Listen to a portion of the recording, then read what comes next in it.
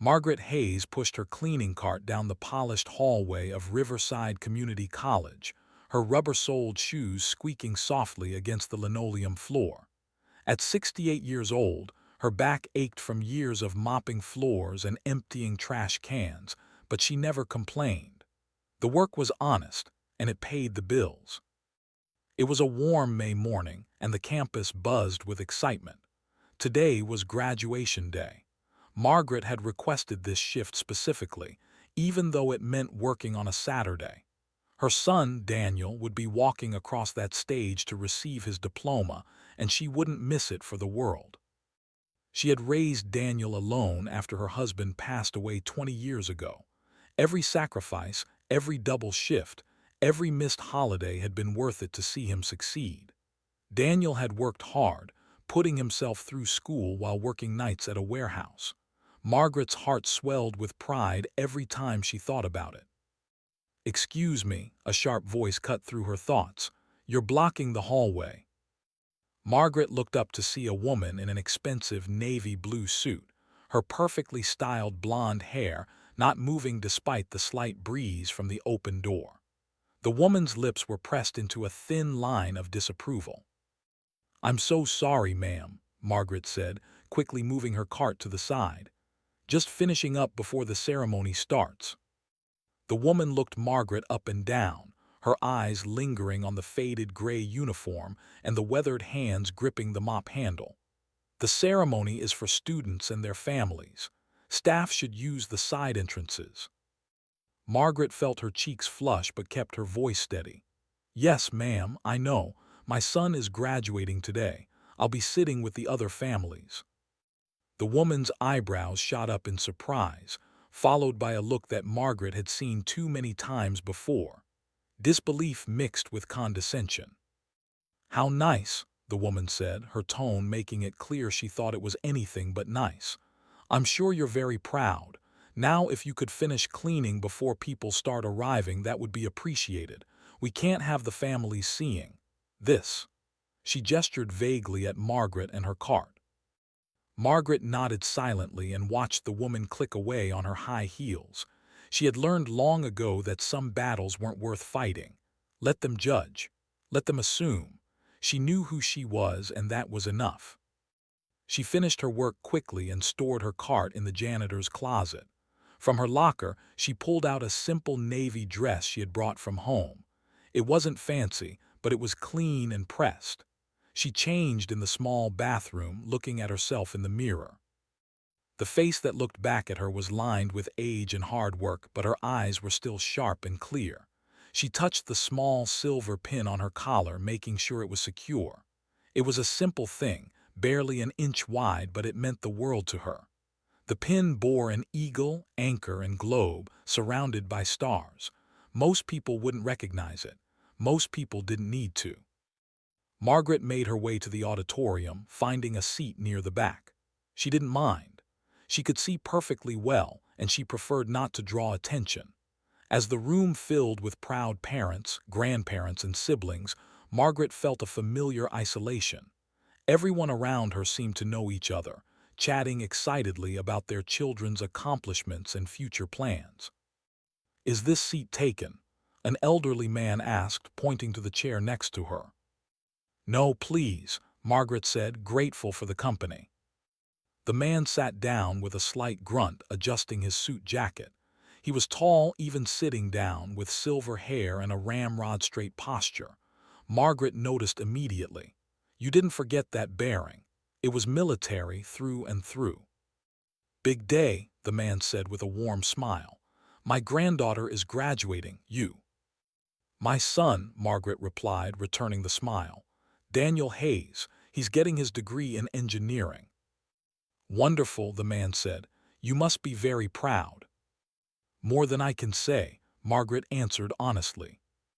They sat in comfortable silence as the ceremony began. The college president spoke about achievement and perseverance, about the journey that had brought these students to this moment. Margaret thought about Daniel's journey and her own. 20 years of cleaning offices and classrooms, of living in a tiny apartment, of going without so her son could have more. As the graduates began filing in, Margaret spotted Daniel immediately. He was tall like his father had been, with the same gentle eyes and warm smile. When he caught sight of her in the crowd, his whole face lit up, and he gave her a small wave. Margaret's eyes filled with tears. The woman in the navy suit from earlier was sitting several rows ahead with her family.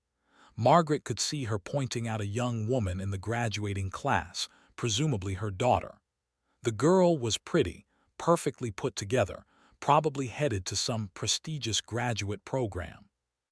Margaret didn't begrudge them their success or their pride, but she did resent the judgment, the assumption that because she cleaned floors, she was somehow less than them. If only they knew. The ceremony continued with various speeches. A local businessman talked about entrepreneurship. A professor discussed the importance of education. Then the president of the college stepped forward again. "We have a special guest today," he announced. "Admiral Richard Morrison, retired from the United States Navy, is here to present a special honor to one of our community members." Margaret watched with polite interest as a distinguished older man in a formal Navy uniform walked onto the stage. He must have been in his 70s, she thought, but he moved with the confidence of a much younger man. The Admiral began to speak. "I'm here today not just to celebrate these graduates, though they deserve our celebration, but to correct a long-overdue oversight. 25 years ago, during a classified operation in the Middle East, a team of Navy intelligence officers prevented what could have been a catastrophic attack on American forces. Due to the classified nature of their work, these heroes never received public recognition." Margaret's heart began to beat faster. She knew this story. She had lived this story. "One member of that team," the Admiral continued, "was a young woman who showed extraordinary courage under fire. She was instrumental in obtaining intelligence that saved countless lives. She was recommended for the Navy Cross, but due to the classified nature of the operation, the commendation was buried in red tape and forgotten." The Admiral pulled out a piece of paper. "Is there a Margaret Hayes in the audience?" The auditorium fell silent. Margaret felt every eye turned toward her. Her hands gripped the armrest of her chair. The elderly man next to her whispered, "I think he's calling for you." Margaret stood on shaking legs. "Here," she said, her voice barely audible. The Admiral's face broke into a wide smile. "There you are. Could you please come up here?" As Margaret walked down the aisle, she heard whispers all around her. "The janitor, that old woman, there must be some mistake."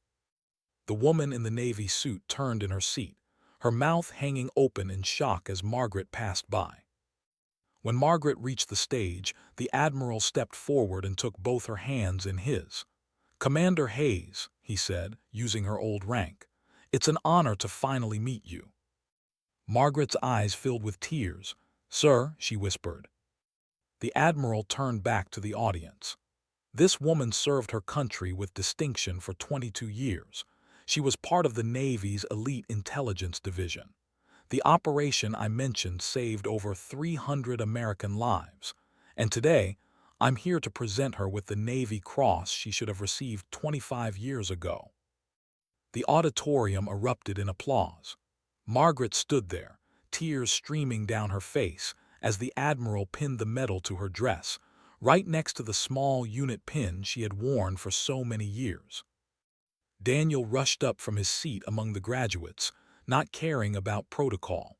He wrapped his mother in his arms, both of them crying. "Why didn't you tell me?" he whispered. "It didn't matter," Margaret said. "The work mattered, keeping people safe mattered, you mattered, not the recognition." The ceremony had to pause for several minutes as the applause continued. Margaret stood on the stage, her son's arm around her shoulders, completely overwhelmed by the moment. She caught sight of the woman in the Navy suit, who now looked like she wanted to disappear into her chair. Admiral Morrison waited patiently for the noise to die down before speaking again. "I want to share a bit more of Commander Hayes' story, with her permission." He looked at Margaret, who nodded, still unable to speak. In 1998, the Admiral began. Margaret Hayes was a naval intelligence officer stationed in Bahrain. She had already served with distinction for 15 years, turning down multiple promotions to stay in active intelligence work. She was fluent in 3 Middle Eastern languages and had built a network of sources that was the envy of every intelligence agency in the region. Margaret remembered those days vividly. She had been younger then, driven by a sense of purpose that had defined her entire adult life. Her husband had been alive, supporting her career even when it meant long separations. Daniel had been just a small boy. That spring, the Admiral continued, Commander Hayes received information about a planned attack on the USS Cole, which was scheduled to refuel in the port of Aden, Yemen. The intelligence was fragmentary, incomplete. Most analysts dismissed it as unreliable, but Commander Hayes didn't dismiss it. She knew her source. She trusted her instincts. The auditorium was completely silent now. Even the graduates who had been restless sat perfectly still. What she did next went against direct orders, the Admiral said. She requested permission to travel to Yemen to verify the intelligence. When that request was denied, she submitted her findings anyway, pushing them up the chain of command. She was told to stand down, that the intelligence didn't meet the threshold for action. Margaret closed her eyes, remembering the frustration of those days. The certainty that something terrible was going to happen, and the bureaucratic walls that prevented her from stopping it. Commander Hayes did not stand down, the Admiral said, and there was pride in his voice. She went to Yemen anyway, using personal leave and her own money. She met with her source and obtained detailed information about the planned attack, including the date, location, and method. She personally delivered this intelligence to the commanding officer of the USS Cole. Margaret remembered the Co's face when she had shown up at his office, dusty from travel, exhausted, but absolutely certain of her information. Based on Commander Hayes's intelligence, the Cole's refueling stop in Aden was canceled and rerouted to a safer location. 3 weeks later, a small boat loaded with explosives approached the dock where the Cole would have been. The attack that was meant to kill American sailors killed only the 2 terrorists who carried it out. The audience gasped. Margaret felt Daniel's arm tighten around her. Over 300 sailors lived because one woman trusted her instincts and had the courage to act, even when ordered not to, the Admiral said. But because she had disobeyed direct orders, Commander Hayes faced a court-martial. The charges were eventually dropped due to the classified nature of the operation and the fact that she had saved so many lives. But the incident ended her career in naval intelligence. She was quietly reassigned, and within 2 years she retired. Margaret had never regretted her decision, not for a single day, but the end of her career had been painful. She had lost the work she loved, the sense of purpose that had driven her for more than 2 decades. What I didn't know until recently, the Admiral said, turning to look at Margaret, was what happened after Commander Hayes left the Navy. Her husband passed away shortly after her retirement. She was left to raise her son alone. Rather than seek out the comfortable consulting jobs that would have been available to someone with her background and security clearance, she chose to stay close to home, to be present for her son.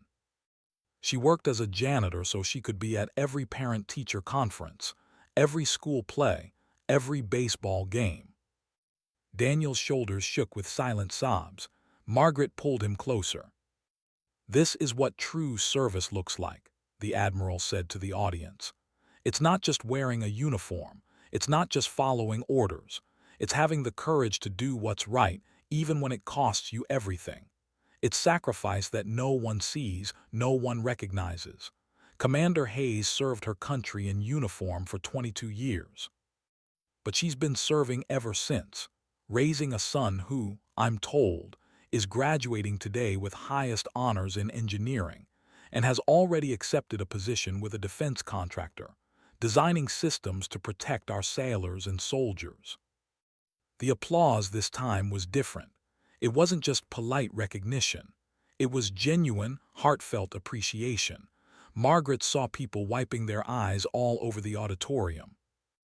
The Admiral helped Margaret back to her seat, but the elderly man who had been sitting next to her had given up his chair to Daniel.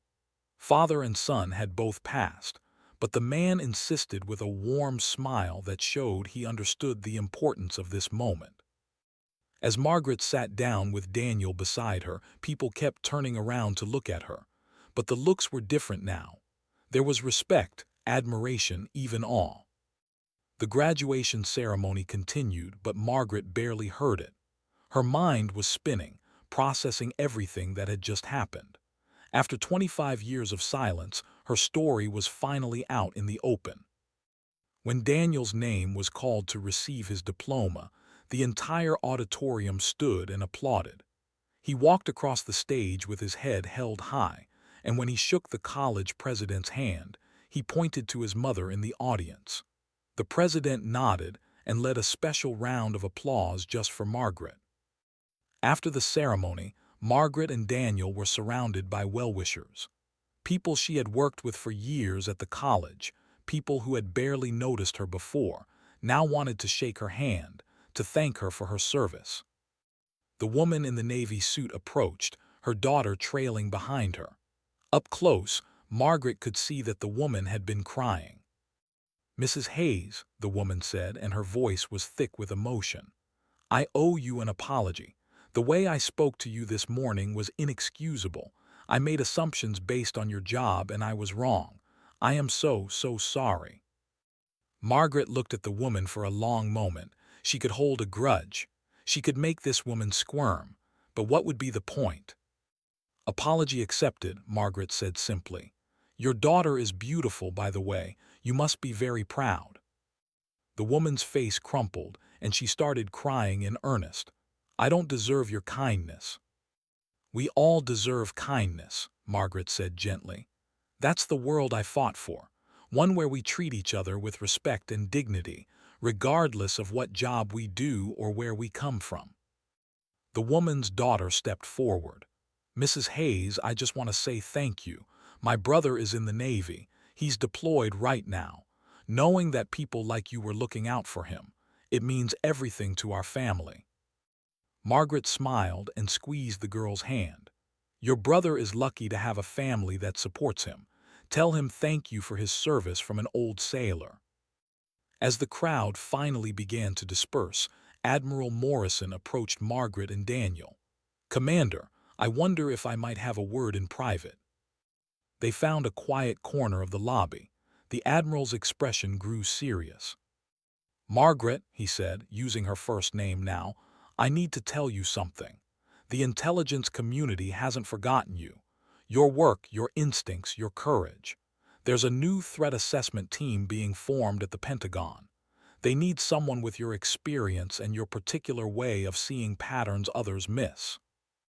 Margaret started to shake her head, but the Admiral held up his hand. "Before you say no, hear me out. It's a consulting position. You'd work from home mostly. A few trips to Washington each year for briefings. The pay is substantial. More importantly, you'd be doing work that matters again, using your skills to keep people safe." Margaret looked at Daniel, who was watching her with an expression she couldn't quite read. Margaret stood in the quiet lobby, her son's question hanging in the air. "Is this what you want?" She couldn't remember the last time anyone had asked her what she wanted. For 20 years, every decision had been about Daniel, about making sure he had what he needed to succeed. "I don't know," she admitted, surprising herself with the honesty. "I haven't thought about what I want in a very long time." Admiral Morrison smiled kindly. "You don't need to decide today. Think about it. Talk it over with your son. I'll be in town until tomorrow evening. Here's my card. Call me if you're interested or if you have questions." After the Admiral left, Daniel suggested they go to lunch to celebrate. They chose a small diner not far from campus, the same place they had eaten together countless times over the years when money was tight and Margaret's shift at the college allowed for a quick meal together. The waitress, Maria, greeted them with her usual warm smile. She had served them for years and knew their regular orders by heart. "The usual?" she asked, pulling out her notepad. "Actually," Daniel said, grinning, "I think today calls for something special. We'll start with appetizers and Mom, order whatever you want. Today we celebrate." Maria's eyebrows rose, but she smiled. After they ordered, she leaned in conspiratorially. "What are we celebrating? Let me guess, Daniel finally graduated." "That," Daniel said, "and you're looking at a genuine war hero. My mom just received the Navy Cross." Maria's eyes went wide. She looked at Margaret, really looked at her, seeing past the tired woman who usually ordered the cheapest item on the menu. "Mrs. Hayes, you were in the Navy." Margaret nodded, feeling oddly shy about it. Maria called over her shoulder to the kitchen. "Roberto, come here." A large man in a chef's apron emerged, wiping his hands on a towel. Maria quickly explained what she just learned.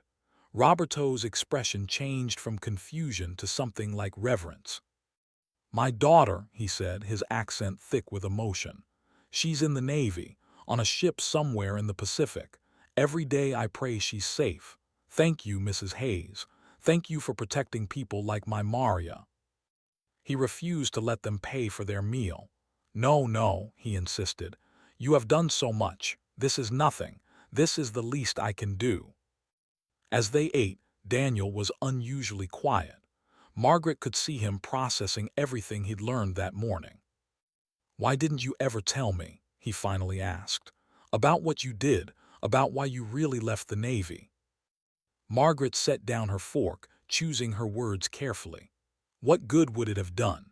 I couldn't talk about the details because of the classification, and I didn't want you to grow up thinking your mother was some kind of hero. I wanted you to have a normal childhood, not one overshadowed by my past." "But you sacrificed so much," Daniel said, his voice breaking slightly. "Your career, your potential earnings, everything. You worked as a janitor, Mom. You cleaned toilets so I could go to school." "And I'd do it again," Margaret said firmly. "Daniel, do you know what my biggest accomplishment is? It's not the intelligence work. It's not the lives I saved. It's you. It's seeing the man you've become. Kind, hardworking, brilliant. That's what I'm most proud of." Daniel wiped his eyes. "I got a call last week from the defense contractor. They increased their salary offer by $20,000. I was going to surprise you. I've already found us an apartment, Mom. A nice one with 2 bedrooms. You won't have to work anymore. You can finally rest." Margaret reached across the table and took her son's hand. "Sweetheart, that's wonderful, but I don't need you to take care of me. I'm 68, not 98, and maybe I'm not ready to rest yet." She thought about the Admiral's offer. Work that mattered, using her skills again, making a difference. "The consulting job the Admiral mentioned," she said slowly. "It's interesting. I won't lie, a part of me wants to say yes, but I don't want you to think I'm choosing work over spending time with you." Daniel squeezed her hand. "Mom, I'm 25 years old.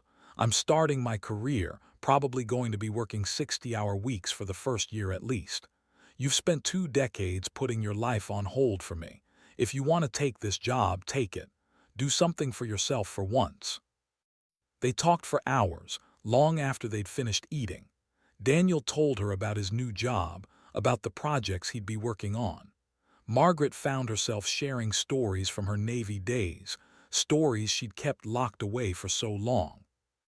"There was this one time," she said, laughing at the memory, "when I was stationed in Naples. We had intelligence suggesting that a Soviet submarine was tracking our carrier group.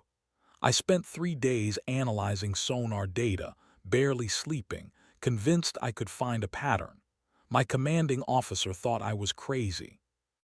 "But you found it," Daniel guessed. "I found it," Margaret confirmed.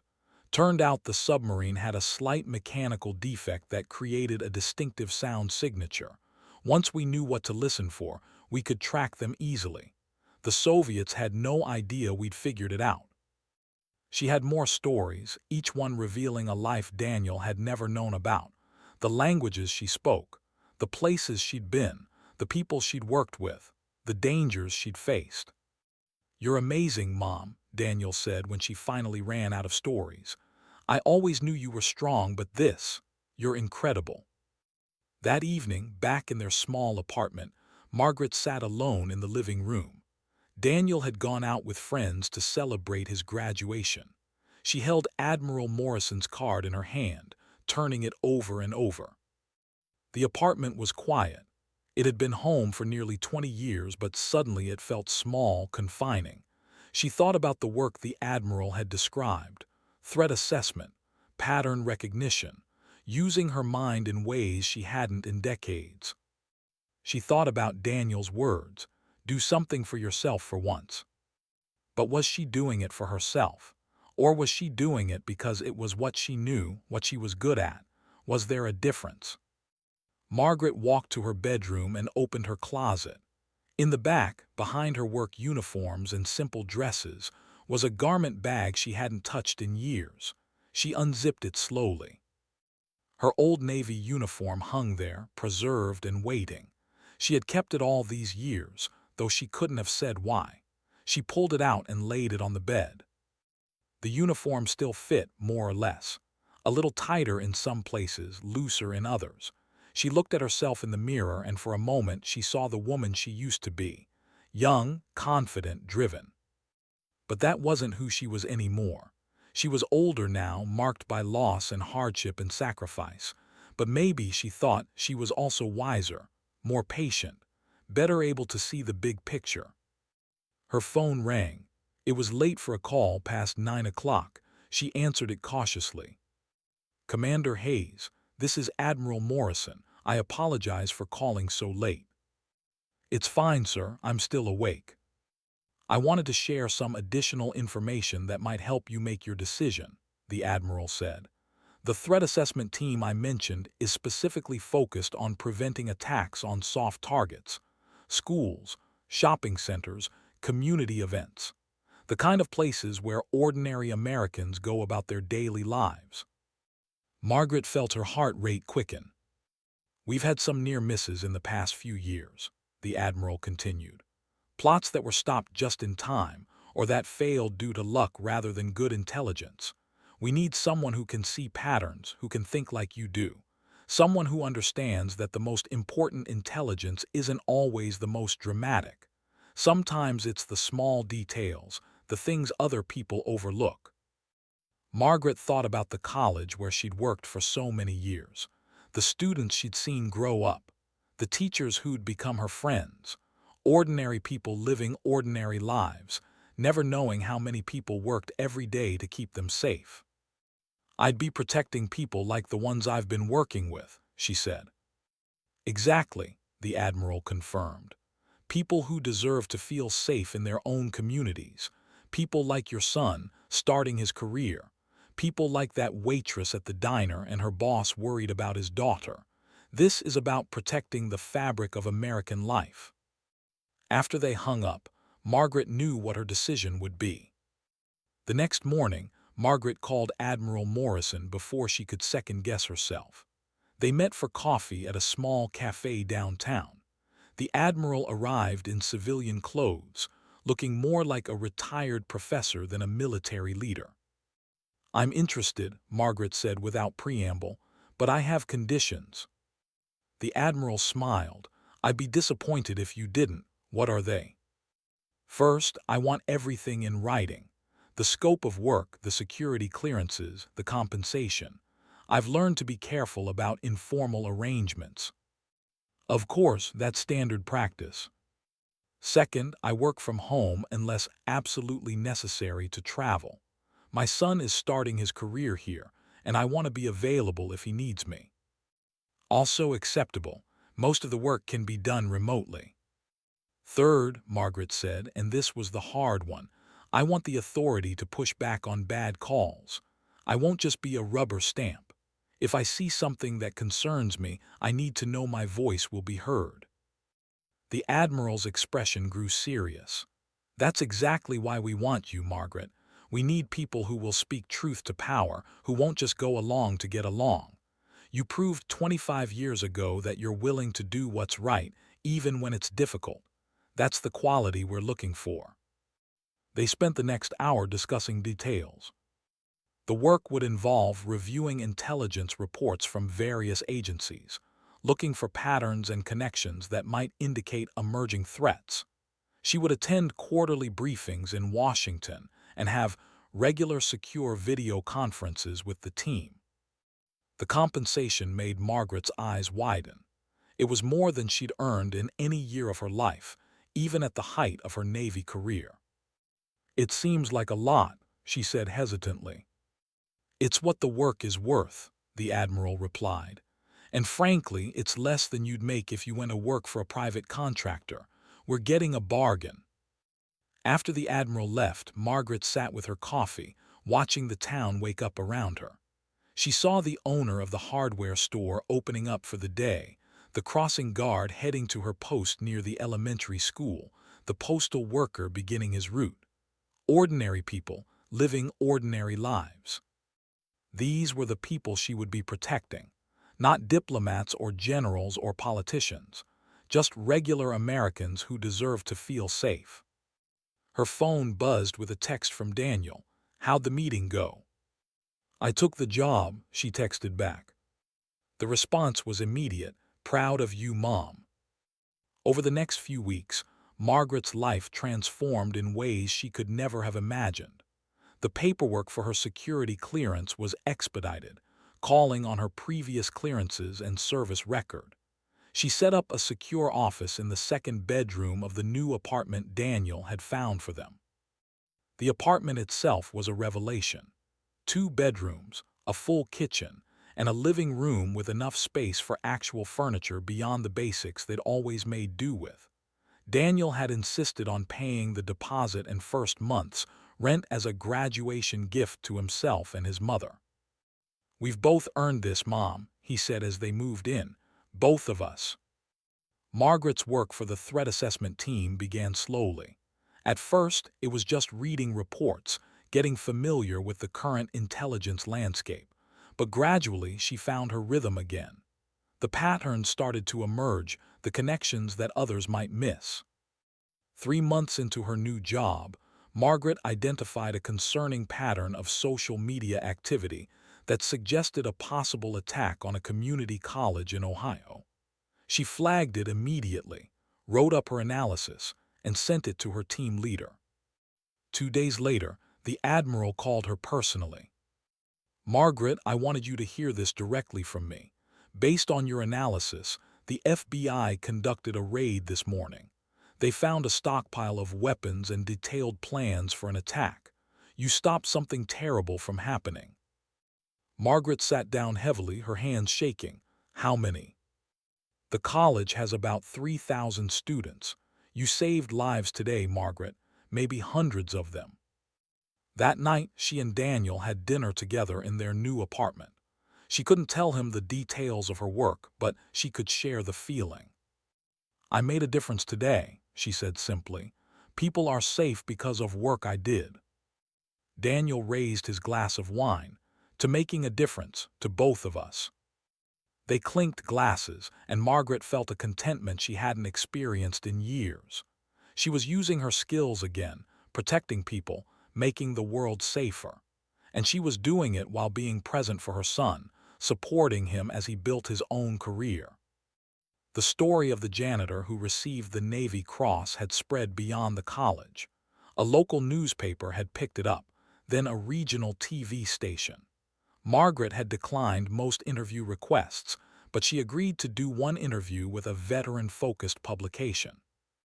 The interviewer, a former Army sergeant, asked her about the years she spent working as a janitor. "Do you regret it?" he asked. "All those years of manual labor when you could have been doing intelligence work?" Margaret thought about the question carefully. "No," she said finally. "Those years taught me something important. They taught me what I was protecting. When you work in intelligence, it's easy to get caught up in the big picture, the geopolitical chess game. But working as a janitor, seeing students every day, watching them learn and grow and become the people they were meant to be, that reminded me why the work matters. It's not about politics or strategy. It's about protecting ordinary people living ordinary lives. The interview was published online and went viral. Margaret received hundreds of messages from veterans, from military families, from people who had worked blue-collar jobs while dealing with their own private struggles. One message stood out. It was from a woman in Texas who wrote, "My husband is deployed overseas. I work 2 jobs to support our kids while he's gone. Sometimes I feel invisible, like nobody sees how hard I'm working.